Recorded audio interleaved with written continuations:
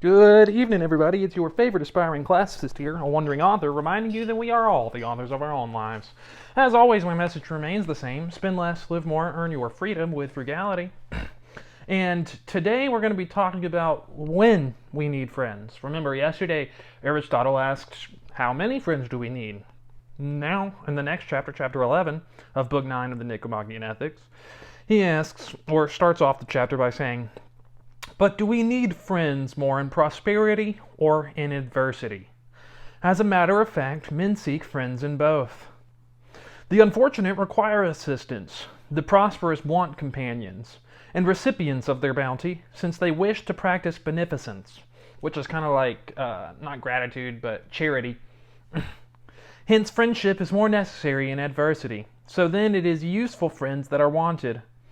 But it is nobler in prosperity. So the prosperous seek also for good men as friends, since these are preferable to both as objects of beneficence and as associates. Also, the mere presence of friends is pleasant, both in prosperity and adversity. Sorrow is lightened by the sympathy of friends. Hence, the question may be raised whether friends actually share the burden of grief, or whether, without this being the case, the pain is nevertheless diminished by the pleasure of their company, and by the consciousness of their sympathy. Whether one of these reasons or some other gives the true explanation of the consoling power of friendship need not now be considered, but in any case it appears to have the effect described. Yet the pleasure that the company of friends affords seems to be of a mixed nature. It is true that the very sight of them is pleasant, especially in times of misfortune, and is a considerable help in assuaging sorrow.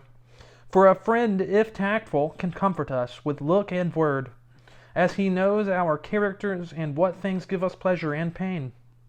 But on the other hand, to see another pained by our own misfortune is painful, as everyone is reluctant to be a cause of pain to his friends. Hence, manly natures shrink from making their friends share their pain. So, that basically, he's saying if you are a person of manly nature, if you're manly, then you're not going to want your friends to share pain with you. And unless a man is excessively insensitive, he cannot bear the pain that his pain gives to them. And he will not suffer others to lament with him, because he is not given to lamentation himself.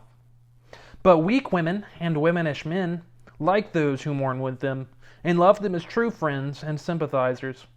However, it is clear that in everything we ought to copy the example of the man of the nobler nature.